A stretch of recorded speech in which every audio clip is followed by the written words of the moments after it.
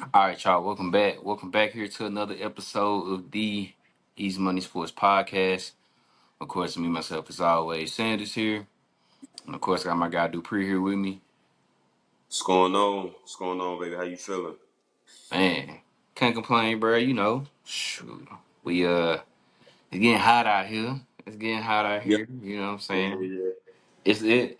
I don't think it ain't officially summer yet, but I think maybe next weekend. yeah, gay. I think it's Yeah, coming though. Yeah, it's on the yeah. way. Next weekend, if I'm not mistaken. Let me I think Yeah, I it's on think the way. the 21st or the 22nd, something So, like that. yeah, it's somewhere around there. So we getting there, man. So it's getting a little hot down here. Getting a little hot down here for Yeah. sure, man. But man, can't complain, bruh. So, All that's going on. But man, we ain't gonna hold y'all too long, man. Not too much to get into. Just recapping what went down in the NBA Finals, man. Game three, between the Oklahoma City Thunder and the Indiana Pacers. mhm. Pivotal game three matchup since the series was tied up one apiece. Um, and yet again, man, the Indiana Pacers find a way to win a game, man. Actually, first time winning for them, first time winning the game three this whole playoff series, and they get it done at home, man. 116-107 victory. Of course, big night coming back again for Tyrese Halliburton. Um, Almost flirted around and got a triple double, 22 points, 9 rebounds, 11 assists. Um, Crazy night, 4 3 pointers. He had a big game. Yeah. Man, of course, Pascal Siakam was there to help him as well as far as with the starters. He had 21 points. Um, you know, I think probably by everybody the biggest surprise and the biggest game out of everybody, man. Benedict Mathurin, man, 27 points off the bench. Shot 75% from the field, 9 for 12 Hmm. from the field. Crazy game, man. I think, if I'm not mistaken, I want to say that their bench points from the Pacers, I think doubled, maybe even tripled, um, tripled against the Oklahoma City Thunder. Man, it was a big game coming from the bench. Well, how did you feel about what all went down last night for Game Three, dog? Yeah. So they did end up tri- the they doubled them. The Thunder had 18 points off the bench, and the Pacers had 47, if I'm not mistaken, 49. Excuse me, 49. Um, and that was the biggest thing. I mean, Benedict Mathurin coming out and having 27 points, leading the team in scoring, leading all scores for the game with 27. Like you said, was 9 for 12, 3 for 3 from 3-point range. Um, TJ McConnell, man, only had 10 points, but the energy, the effort, the steals. I mean, he stole. He stole an inbounds pass after a make that tied the game up. He was grabbing offensive rebounds, creating second chance opportunities for the Pacers. And then Tyrese Halliburton found his shot last night, and was he seemed a lot more comfortable last night than he did in the first two games. Even though in that fourth quarter of game one he came alive and did his thing. He played a a better game, which you could attribute to being at home, being comfortable, being in your building, your locker room, getting sleep in your bed, that type of thing. But the pressure that they were able to put on Oklahoma City, the way they were able to make SGA uncomfortable. Um, I'm not gonna lie to you, man. When I didn't know that Chet had 13 points in the first quarter until afterwards, when they were interviewing him in between the first and the second quarter, and for him to have 13 first quarter points and then in the game with 20, um, there's more to be desired there. Obviously, the bench, I mean, gave you nothing, especially when you had the impact that T.J. McConnell had and the scoring that Benedict Mathurin had as well. You just can't. You got to have more from your bench if you're gonna win this series against the Pacers. Man, they have surprised me, and I'm not gonna lie. They've surprised me. Um, I know we're talking about Game 3 and everything, but much like, and it's only it's still anybody's series. It's 2-1. It's not like it's 3-0 or anything like that. But much like the Eastern Conference Finals, man, that first game hurts for Oklahoma City because you could be up 2-1 right now. And some would argue that maybe you could be up 3-0, but you could at least be up 2-1 in this series if you hold on to the lead in game one. This Pacers team, man, they do not go away. You have to put them away. You cannot get comfortable. You have to keep playing. No lead is safe. I mean, they've been down 20 points multiple times in this playoffs and have come back. So um, you you got to play a full 48 minutes when you're playing these guys. And SGA is, I mean, 4 games this playoffs he's played. Four out of the last 7 games. I'm not mistaken. I saw the stat. 4 out of the last 7 games he's played 40 minutes. Like he's playing a lot of minutes. Last night I think he looked a little tired. We'll see how that looks going into tomorrow. But Game 3 was about Halliburton, was about Mathurin, was about T.J. McCollum in my estimation. Those 3 guys um, propelled the Pacers to a victory and got them with a 2-1 lead right now. Yeah, I definitely agree with you, man. I definitely think that Shai Gilgeous-Alexander was tired. That's I don't care who you are, especially this time of the season. Logging 40 minutes Mm-hmm. this late into the year can get to you. The fact that you played, a possible 82 games, and then you get into the playoffs, and you've already had a 7 game series before, just two rounds ago in the semis against Denver. And so you know, even with the 2 day layoff in between, or 2 or 3 day layoff in between, to where trying to get in for traveling and everything like that, playing 40 minutes is kind of tough. Um, I think for me with Game 3, man, I feel like Rick Carlisle pretty much outcoached Coach Mark Dagenhart. I really think he did, Yeah. just because the fact that, I mean, we know that Indiana is somewhat of a deep team anyway. They use their Mm-hmm. guys more effectively anyway. Um, but so can OKC. They can do it, but for Yep. some reason it felt like, Coach Doggenhart really didn't get into the rotation like that, into his bench. Jalen Williams didn't even play. The other Jalen Williams Yeah. Mm-hmm. didn't log a minute. Um, and just, and I know things can change from series to series, because the fact that they made the lineup change of inserting Casey Wallace into the starting lineup and putting Isaiah Hartenstein on the bench. Um, I don't know. I just felt like that wasn't necessary. I mean, y'all been the Yeah. best team all year. This is what the lineup that's got you here.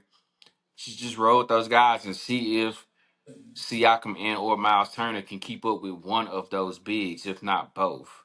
Yeah. And we talked about it, or you more so in depth talked about far as X factors and matchups within this series, and you pointed out too that Miles Turner versus Chet Holmgren matchup, and so far it's kind of like the series, right? It's 2-1, Miles Turner. I Yeah. mean, he had a crazy Game 3. It wasn't like his best offensive game, but Mm-hmm. you mentioned about Chet starting out with 13 points in that first quarter and only finishing with 20. So he pretty much was quiet the rest of the game. That attests to the defense that Miles Turner was played. I saw him late in the fourth quarter make a couple of big blocks, huge blocks, against Chet going into the lane, and when Jalen Williams is going into the lane, and you know, even blocked a 3-point shot that Chet Yeah. attempted. So huge, huge game from Miles Turner. It may not look like it Yeah. on the box score, in which that's a lot of things happen, especially now, as far as with um NBA fans, and I'm putting that in quotations. NBA fans, this is a lot of times, they look at the box score. Mm-hmm.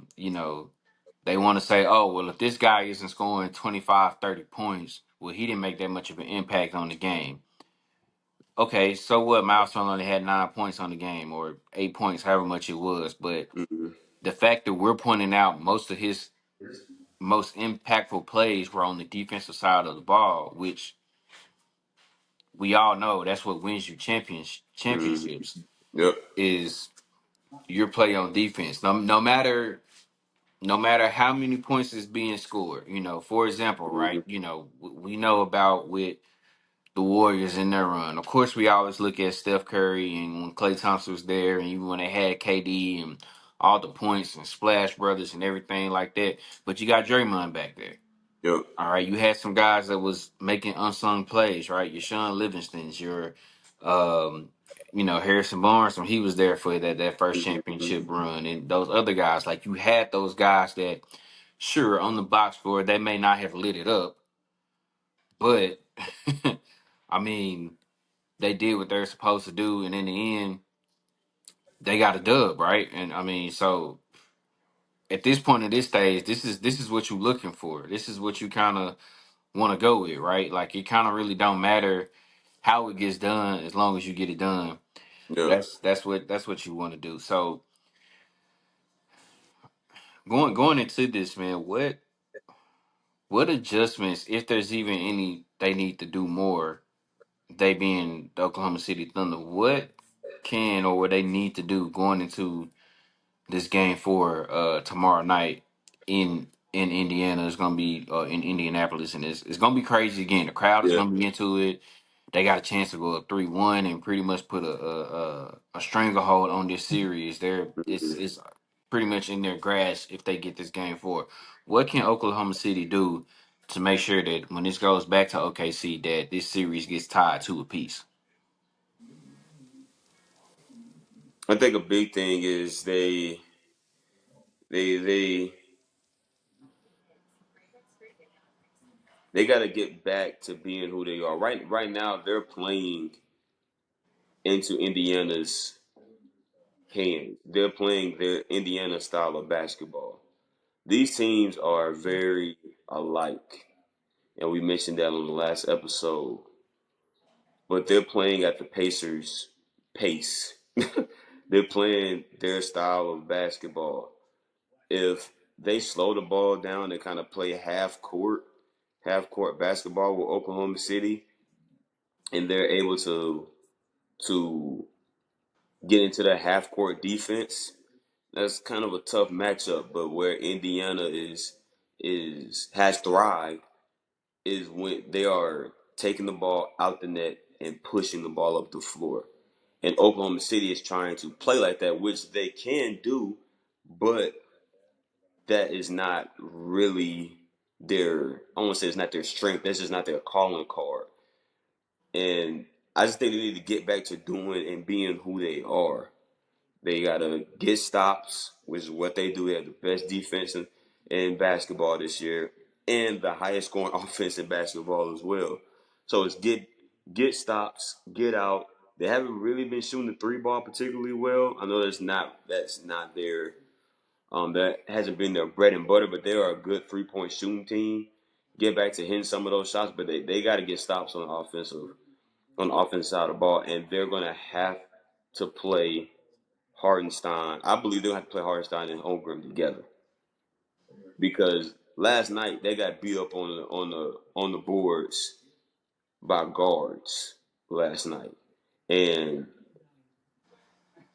that's what Hardenstein is there for. He's there to play defense and rebound, and he's not in the game, and so you're leaving it to Chet Holmgren out there by itself with Siakam and Miles Turner if they play them both at the same time. Indiana really hasn't played them together too much, but if they put them out there, that's 2-on-1 with Chet Holmgren. They have to adjustments have to be made, and I get it, right? You do different things, but I think they're playing right into the hands of what Indiana wants. I think Rick Carlisle is showing um, his experience and his wealth of knowledge in the game, and he's coaching these guys um, up and making Oklahoma City uncomfortable right now. But they just got to get back to doing what they do. I do think that we'll see a different team tomorrow night, but it's going to require a different team tomorrow night because if not, they're going to be going back to Oklahoma City down 3-1. So they're going to have to they're going to have to play harder down some more. They got to find a way to get some scoring from their bench. Um, who knows what how SGA is going to look, how he's going to feel tomorrow. By the time the fourth quarter comes, but he needs some help. He needs some help.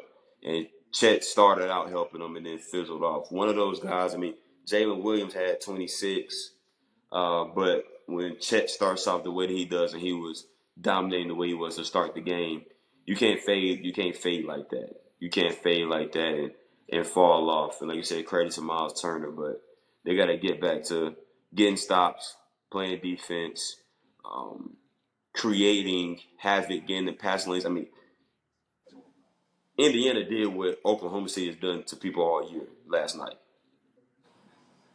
That's literally what Oklahoma City has done to everybody. What Indiana did last night is exactly what Oklahoma City does. So they get back to that, they'll be fine. They'll be fine. But they got to figure out a way to get Holmgren and Hartenstein on the floor together. Yeah, I think you got to go back to that lineup too. Um, and I mention it just because I just remember seeing him out there guarding Jokic in the Western semis. They gotta find. I don't know if it's more so maybe he's. I don't know if there's like any type of injury or something going on with Jalen Mm-hmm. Williams. I'm not sure. I maybe have to look into that some more, but I feel like you got to find a way to put him out there on the floor. You know what I mean? Like I get it. He maybe not as much as a scorer as um and Aaron Wiggins can be, or what Isaiah Joe can do, just because of how they can shoot the ball well. But I mean, somebody else on that bench has to do something besides Alex Caruso.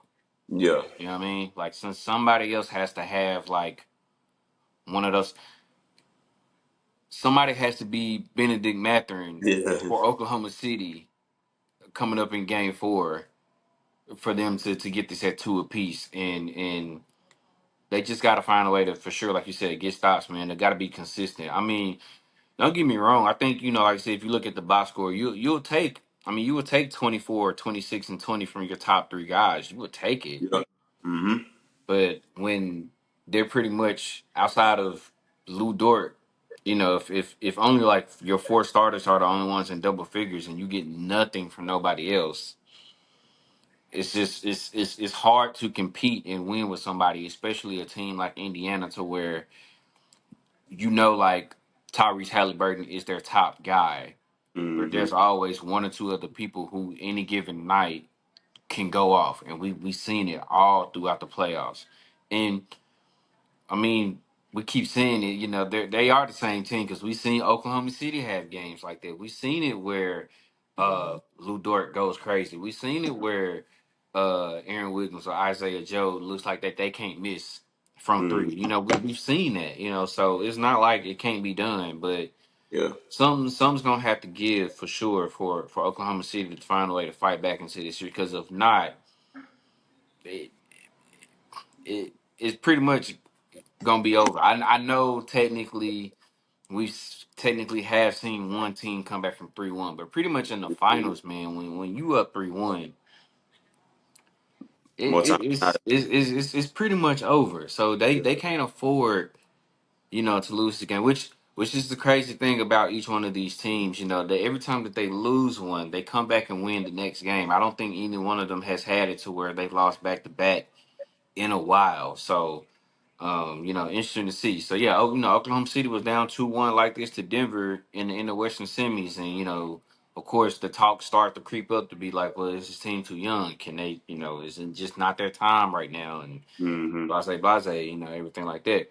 But then on the flip side, right, for the Pacers, I mean, you gotta love it, right? You gotta Oh, yeah. love what they're doing. Just the fact that, um, as I recall and I remember and hearing like some of the guys from the team say this, that Benedict Mathurin wasn't out there for their playoff run last season. So this is Nope. now an extra piece that Mm-hmm. they have on this rotation, on this roster, that can give them a spark. I mean, which it's crazy because you kind of saw the flashes in the previous round in the conference finals against the Knicks, and you kind of start to wonder, like, man, why don't they give Mathurin some more minutes? And now you see the benefit of it, of giving him those minutes, especially if he's having a game like how he had in Game 3. I mean, you'll take that. You'll take that 365 days of the year, 366 on the Oh, leap year, for him to have a game like that, and of course for Tyrese Halliburton to have his normal type of game that he has. If if the Pacers find a way to get Game 4, do you? Because I know how the media may try to spin it. There could be one side that really kind of say that Oklahoma City is choking this away, and you, mm-hmm. of course, you go back to the Game 1, the lead that they had, and having the Pacers come back. Is this going to be more so that this is just one of those runs? Like, this is, you know, 2019 Raptors, 2011 Mavericks, that just recent memory. It's just, this is just a team that's just having one of those runs, or is it the flip side going to be 2011 Miami Heat, 2016 Warriors? Like, y'all were supposed to do this, but y'all are blowing it away. Who who do you think really should get more credit if the Pacers win Game 4? Is it just the Pacers are really playing great basketball, or is it that OKC is folding at the wrong possible time?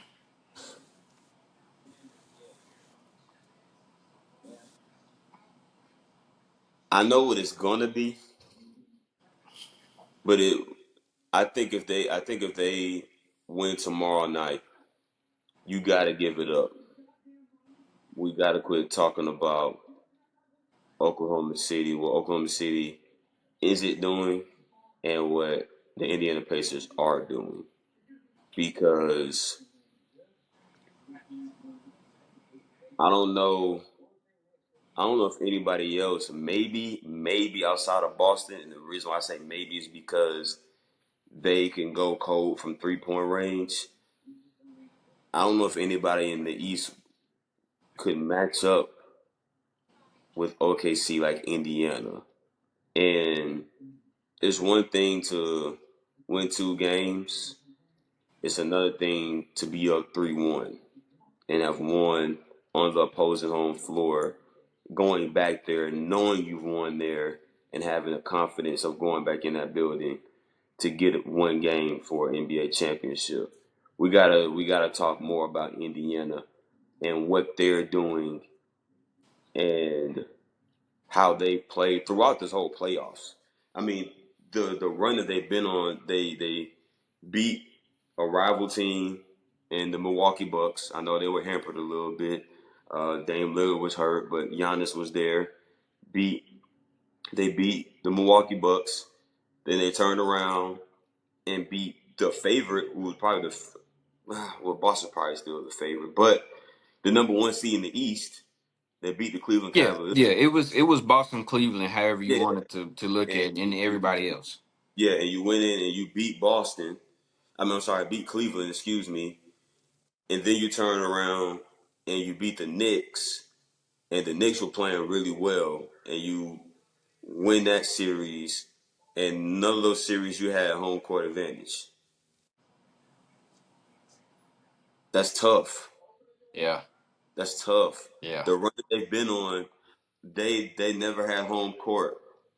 They never had home court advantage throughout this whole playoff series, this whole playoff run.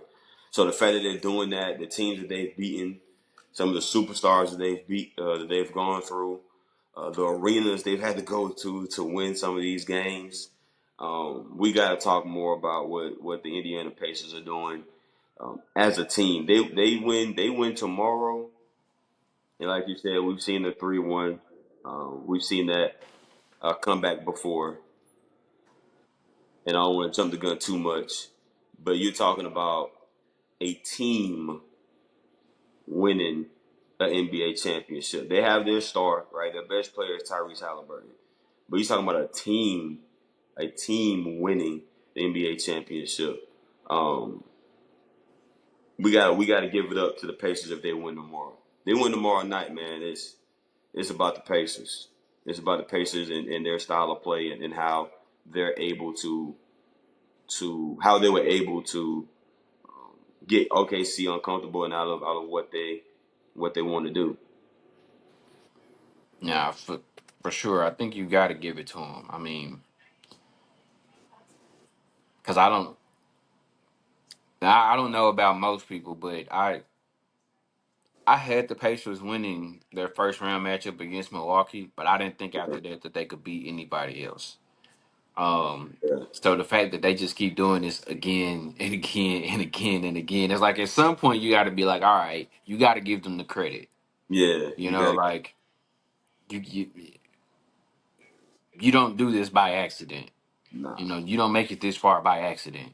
So I think you have to give them that, for sure. But um, OKC has also shown themselves to be a resilient team too. I mean, Yes.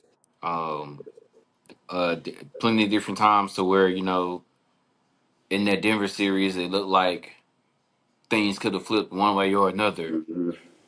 and they found a way to get it done. So we have to see if they can do it again because it's gonna be needed for sure. They're gonna have to have guys to play the best game of their lives so far going into this because it's gonna get ugly if they go down 3-1. So I mean they definitely need this more than Indiana right now because I mean they Hmm. still got the home court. They playing with the house money, man, Yeah. and they know even if it goes to 2-2, they already got the confidence of like, well, we already won one time in here before, Yeah. so That's it. even if it comes down to 2 out of 3. And sure, two out of those two is going to be in Oklahoma City. I'm not Hmm. nervous about that. I've already won once in there, so I wouldn't have nothing to worry about. So Yeah. Exactly. um, yeah, gonna be interesting to see what happens here in Game 4 tomorrow night because it's gonna be big. It's gonna be big, man. Um, who wins Game 4?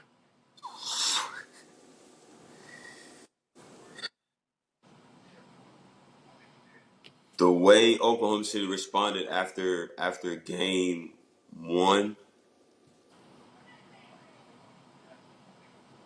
I do think we see a response. I do think we see that type of response tomorrow. Um, I think they come out. I think Oklahoma City comes out and those guys off the bench, the guys that we mentioned a little bit earlier, I think they play better. I think they shoot the ball better. I don't think um, SGA struggles the way he did last night. For some reason, bro. For some reason, I'm feeling the Pacers though. For some reason, I'm feeling the Pacers. I just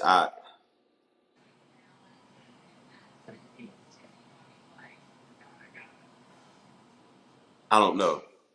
I'm gonna go with the Pacers. It's something in my gut saying the Pacers. So I'm gonna roll with them. I'm gonna roll with the Pacers tomorrow night. Um, we'll see. Hopefully that one day, man. With it only being one day in between games, we'll see how Shea is feeling, how he's able to recover and everything. they got to get some help from the bench. I mean, they have to. They have to. They have to. But just with everybody who has contributed for Indiana, I just don't. And some of the uncertainty with the bench for Oklahoma City has me concerned. So I'm gonna go with Indiana. I think Indiana gets it done tomorrow night. I, well, I'm gonna say this first. To all these people who were saying that this series was gonna be terrible, it was gonna be bad. Yeah, I'm yeah. not watching this. This has, which everyone who knows and likes basketball already had a feeling and knew that this was gonna be a good series anyway. It might not have like your big name person, but On this one is side. still this is still like a great series right now. So a long way to go. The Phillies house is gonna be rocking. It's gonna be rocking again. It's gonna be a tough environment. Um, I think Tyrese Halliburton has another great game.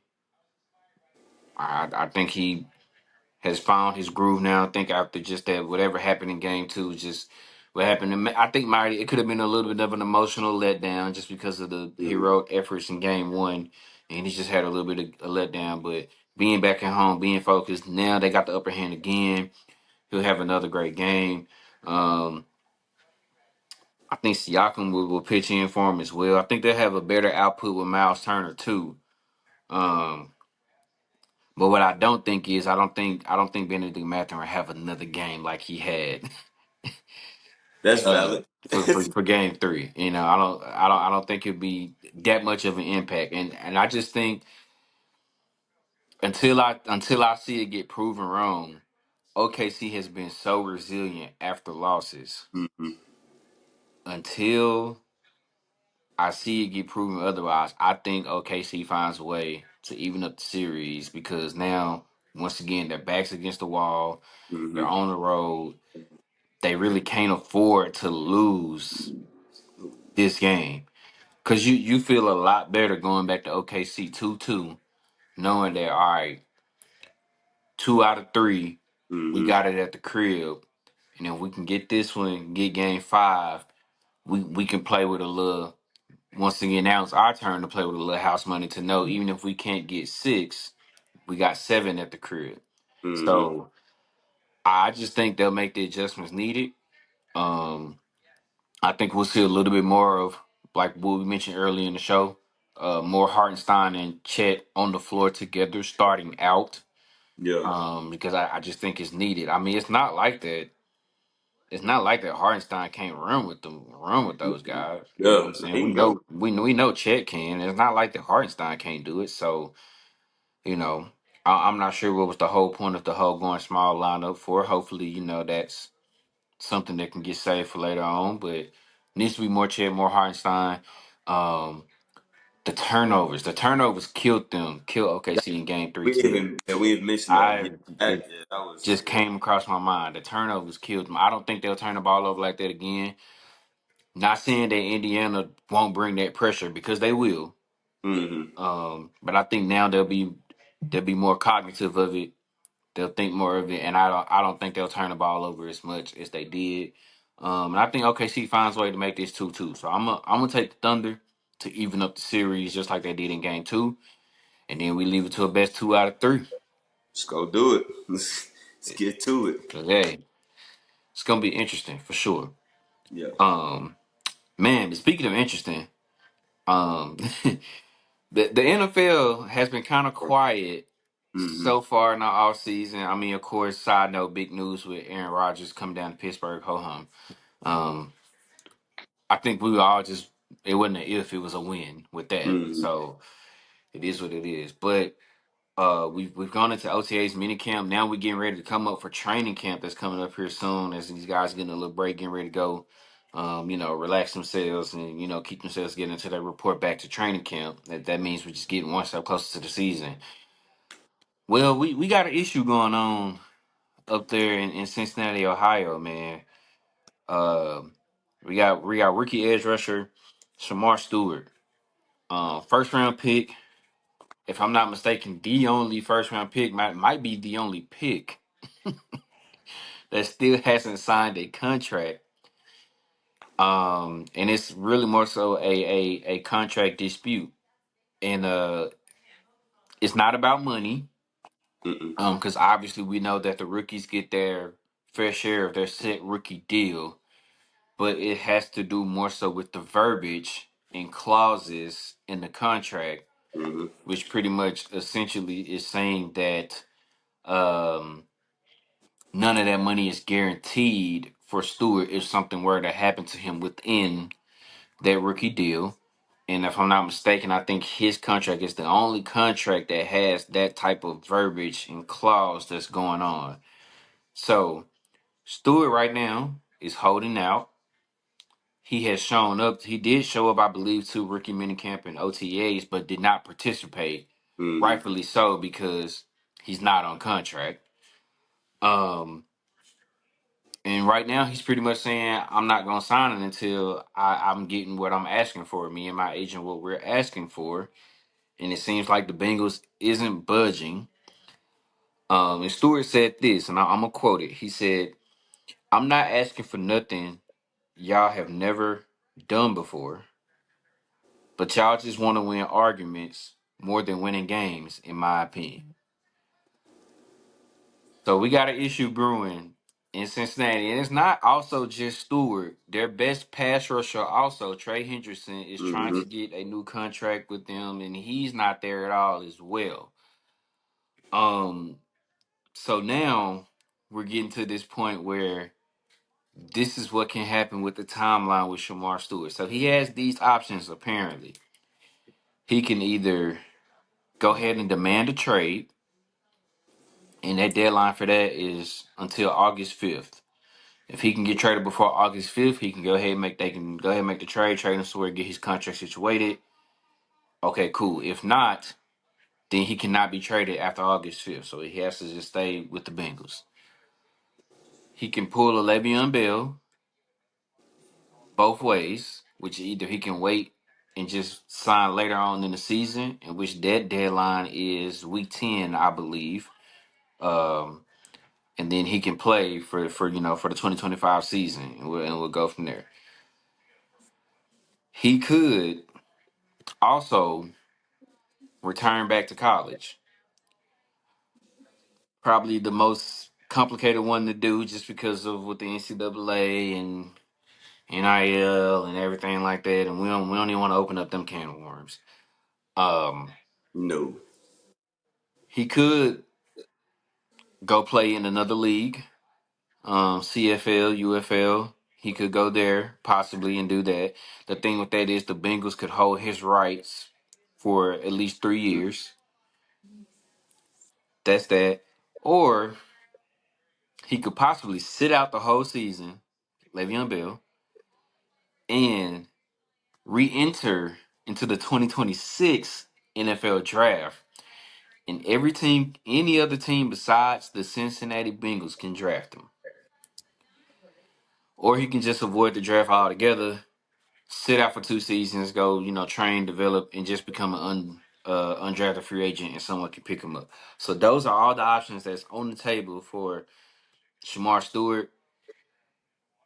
Does it seem like that he has one? Have you ever even seen anything like this happen before? I mean, we've seen people hold out and contracts and everything like that, but it'd be more so for the money.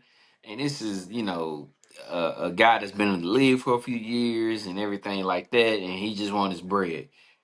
Have you ever seen anything like this happening with a rookie, far as holding out because of the verbiage and the structure of a contract? I've never seen it. It's I couldn't believe it, to be honest with you. When when I saw it and It, read the story, I was like, it was crazy. "What?"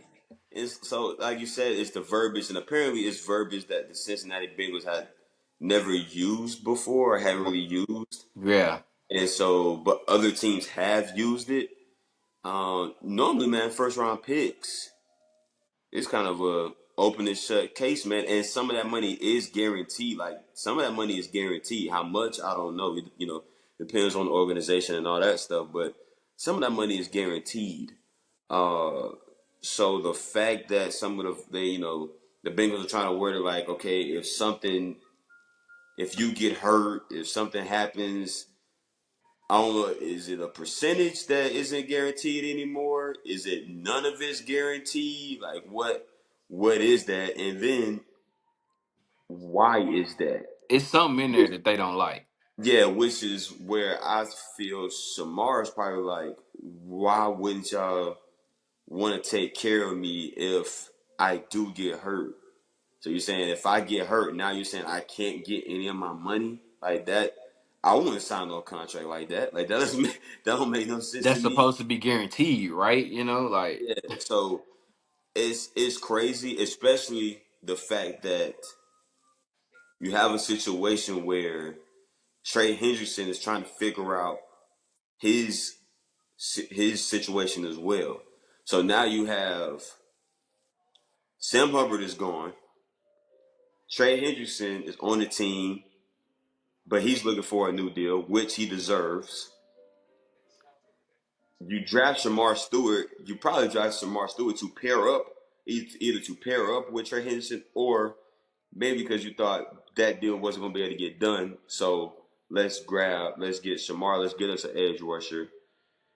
And now you run the risk of not having either one. I'm confused.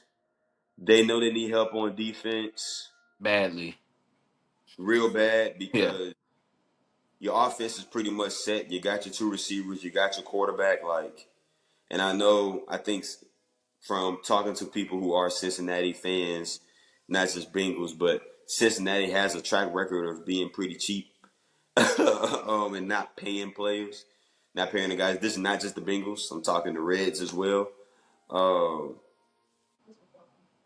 yeah, I don't know, man. I don't know. This is this is uncharted. When I saw that he could re-enter the draft, I was like, that's crazy work. crazy, That, crazy.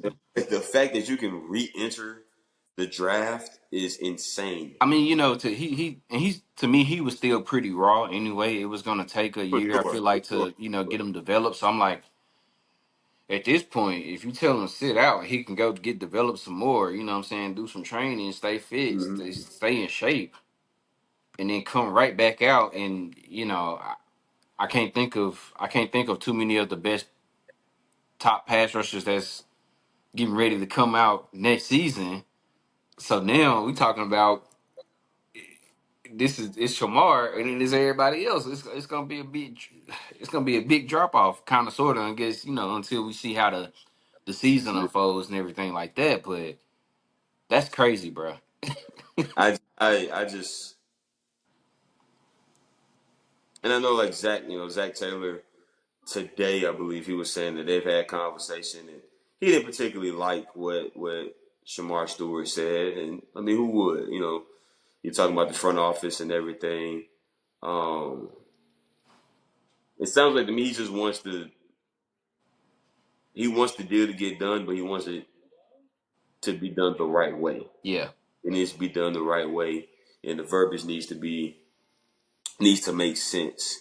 And he needs to protect himself, which I mean he has the right, and he should protect himself for just in case anything happens. So um, the Bengals, man, they got to figure it out. I saw one of I believe it was the center. I can't think of his name right now. The center for the Bengals is talking about he hopes that both camps, Henderson and Stewart, both get those issues resolved and they're able to move forward because they had a productive spring and they don't want it to roll into the summer. And he thinks they have a good team. And you said it, the defense is what played them last year. I mean, the Bengals scored 30 points, 8 games last year, and they were 4-4 in those 8 games. Mm. You scored 30 points 8 times, and you won 4 of those games. Like, you need some help on defense, and having pass rush obviously helps with that, especially when you're playing in the conference and division that you play in, as the AFC North. So, um, yeah, man, this is this is not good, and it doesn't sound like they are close. It doesn't sound like Nowhere, they're close at nowhere all near. to It's get the thing resolved. I just think it's just funny how you know you talked about that people in that area just talking about how cheap Cincinnati could be. I mean, we talked about I can remember the saga that was I don't even want to call it a saga, but the situation that was going on with even with Jamar Chase trying to And get his and money and Higgins, T Higgins. It was like, what do you? Something I have to give, man. I mean, you've already paid Joe Burrow his money. Now you've paid Chase. You've gotten T Higgins. I guess his due for what he could do for right now. But you got to shore up that defense. You got to got shore up that defense, dog. And I mean, if you can't even get pretty much who projected to be possibly your top two pass rushers on the field, I don't know, man. It's not a good look. It's not mm-mm, a good look, especially the fact that I think, in lamest terms, that Shamar has the upper hand because it's like, man, you drafted me, y'all need me, because it's cool if y'all scoring 30 points, but if the defense is giving up 31, you that's losing. You all that matters. losing. You Yeah. losing. It don't matter, and that's pretty much what happened all last season Mm-hmm. with the Bengals. And I don't know how much more you can potentially waste what you have going on with that trio that you got with Burrow, Chase, and Higgins. Oh yeah. I don't Oh know yeah. how much more of that you can waste to not at least shore up the defensive side of the ball to at least get the thought of, okay, this is the potential of what could be on the Mm-hmm. defensive end. You know, of course, the game still got to be played, and we'll see how it looks. You know, come the next few months on Sundays. But this is not a good look. This is just not a good look. This is not boding well for Cincinnati. Nope. And And it's they just released Jermaine Pratt, the linebacker. you know He's just signed a 1 year deal with the Raiders. So released him. No Sam Hubbard, like you mentioned. I mean, I couldn't even tell you who probably their starting corners are. I don't No, know. no, you know what I'm saying? No funny stuff. Like I'm not even trying to like joke it. I Mm-mm. because you know all you can remember is a lot of them. We probably knew their names so much last year because all we would see is the back of their jersey trying to catch a receiver. You know, so Yeah.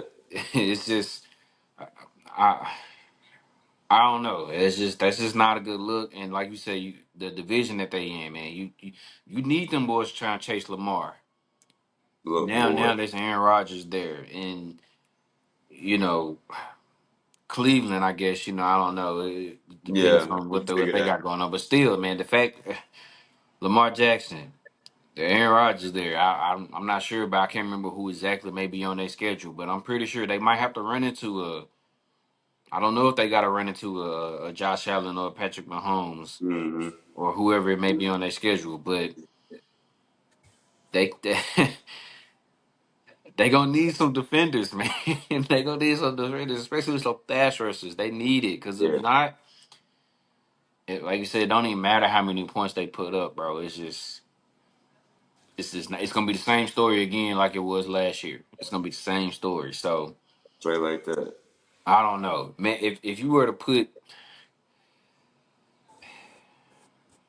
if you have to rate all those things or rank all those options that Shamar has, what's probably the best? What's probably the top three out of all those? So he got the demand to trade, Mm-hmm. the late signing, um, re-enter into the draft, play in another league. What was another one? Yeah. You know, avoid the draft. What's I that? would. What's the top three you think that he would probably would be looking at, or what you would probably if you were him, if you were Shemar Stewart, what's your top three that you think? But obviously, besides of honestly, it feels like he really does want to get the deal done and wants to play. Because Yeah. if he want, you know, if he had to deal with all this, he would have just went back to A&M again for another year. That's it. Yeah. Yeah. I would say either demand a trade. Now you might not get the same type of money, right? Because everybody else had first round picks. Um, but either demand a trade, late sign. And I can't believe I'm gonna say this, but or re-enter for the draft. That's crazy. I think it's those three, bro. I don't know if he'll do anything else, That's but crazy. But that'll be sitting, crazy. sitting out for 2 years to become an undrafted free agent, that's not the answer in my Yeah, opinion. I think Uh, because two going to, years is just too long. yeah, That's a little too long. you could go and play in another league, but all those leagues are done now. Yeah. Like those leagues So are done. yeah, now you're pretty So much you waiting have to wait for until next year yeah. where you could just re-enter the draft and play in the NFL in 26 instead of waiting to play in that league in the spring and then hope that someone picks you up for the fall. So that doesn't make any sense to me. So it's either late sign, trade, or just jump back in the Wait in draft, the man, draft. Yeah. and see what's up. It's Yeah. that's I think it'll get done. I do think it'll get done. I think they'll figure it out. I hope they figure it out for both of them. Yes. Man, I rocked with, I like Burrow and Chase and Jefferson and those guys now at LSU, man. And so when they got back together, Chase and Burrow got back together in Cincinnati, man. Like I like Cincinnati, man, and I think they can play ball. Obviously they can score points. They're explosive on offense, man. And so, um, and if I'm Cincinnati, it's like, dude, who is the guy that has beaten the guy? Who is the guy that has beaten the guy? Why did you sign T. Higgins? When it matters. When did you Yeah. sign? Why did you sign not just Jamar Chase? Jamar Chase was gonna get they first off, let's just back up. They blew that because they could have got Jamar Chase for cheaper than he went. I got the triple crown. So you had to back up the Brinks truck for him. That brother getting 40 mil a year. You should have just paid him. You blew it. That brother went out and won the triple crowns. Like, all right, we ain't got no choice. So it's like, okay, Pay that cool. man. Exactly. So there's a reason why you signed Jamar and you signed T. Higgins because you know Joe Burrow is that guy. And he's like, I need these two dudes. Gotta have my weapons. Yeah. But you also saw a 2 year period where you played Kansas City a total of, probably a 3 year period. But they played Kansas City, what, maybe 5 times? Yeah. And they were winning the series. Like they beat them in the regular season, turn around, beat them in the AFC Championship to go to the Super Bowl. The next year they turned around and beat them in the regular season again. And then if it wasn't for a 15-yard late hit personal foul, they might have won again in Arrowhead for the AFC Championship. You got the guy who beats Patrick Mahomes on your team.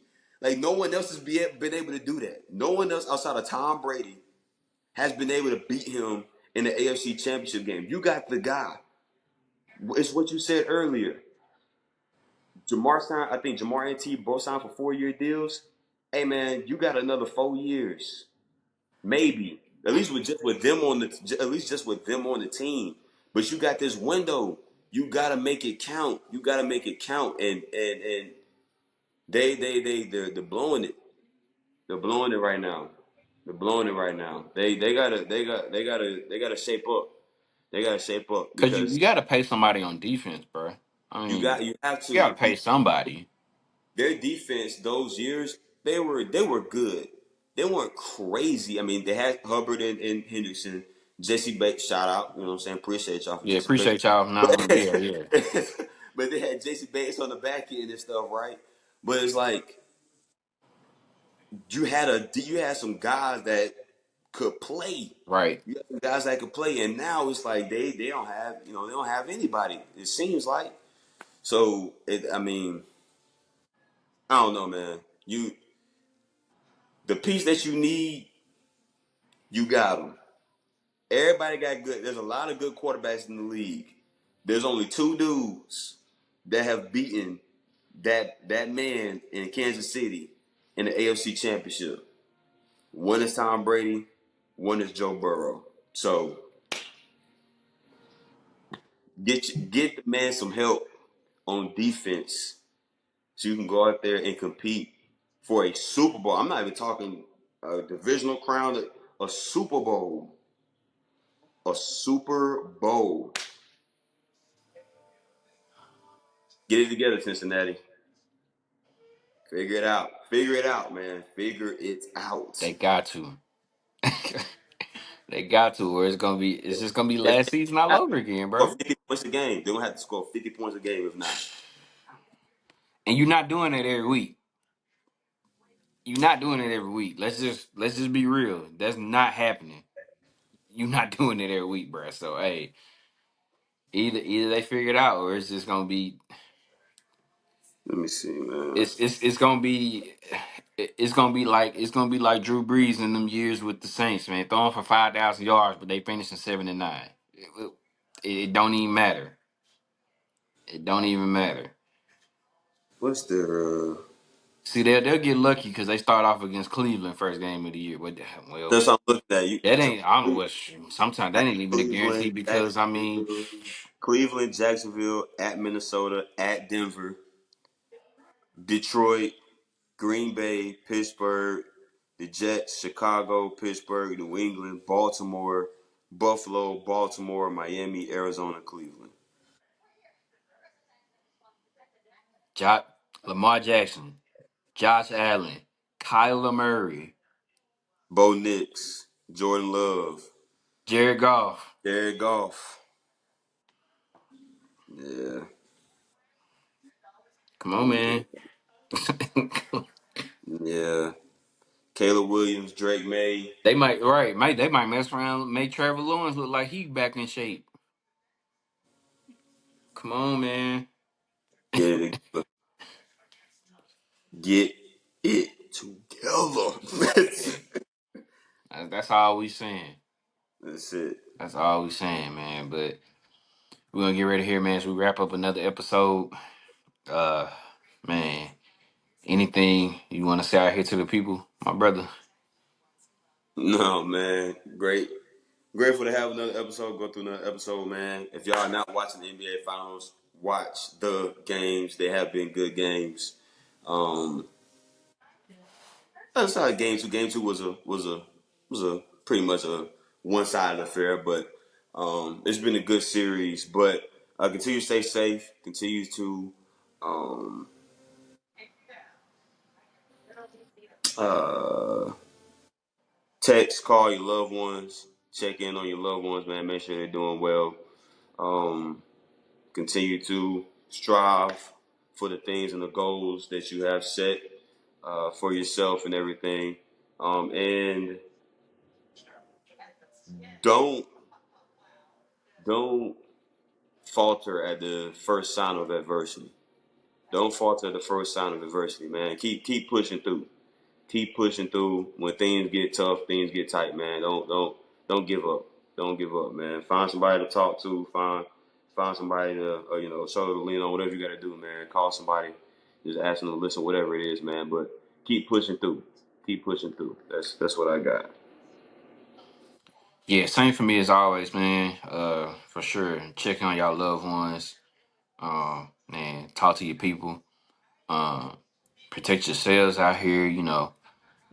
Stay hydrated. Like we said, it's summertime getting is near. It's heating up out here. You know what I'm saying? Make sure y'all good. Soak in that sun, but protect yourselves. Make sure y'all good. Everybody healthy. Stay healthy. And all that good stuff. Uh, to all my fellow dads out here, man. Happy early Father's There you Day. go. You know what I'm Happy saying? early Happy Father's Day. Father's Day. Yes, sir. Happy Uh, Father's Day, my guy. you know what I'm saying? Appreciate it, my brother. Appreciate it. I ain't gonna get too much on the soapbox with it. I ain't gonna go there. You know what I'm saying? But fellas, pops, fellow dads out here, if your people is asking you what you want to do for Father's Day, tell them I want to do the most. This your day. It's your You day. want Don't take to no half suggestions. You know what I'm saying? Do the most. All right.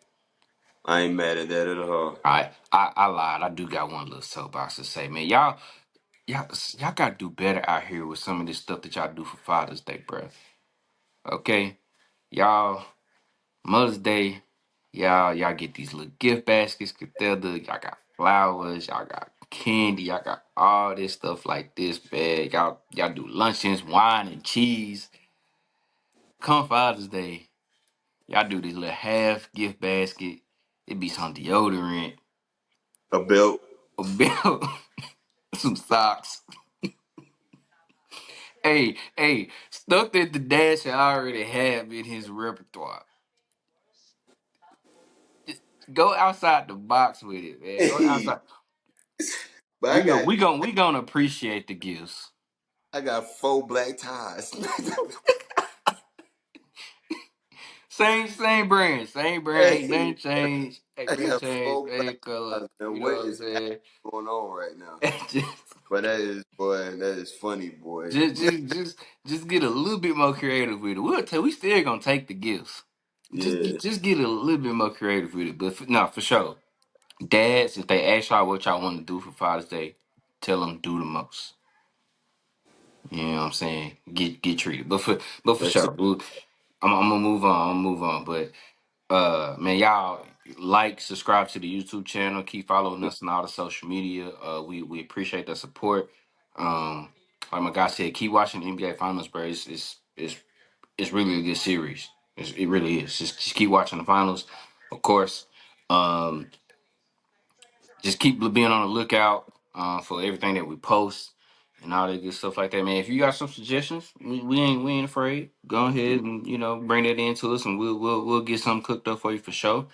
Um, Man, love black women, cherish black women, protect black women. No means no.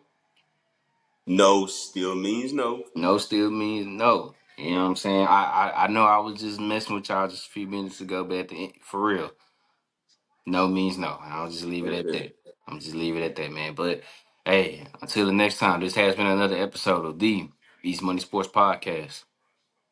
Peace.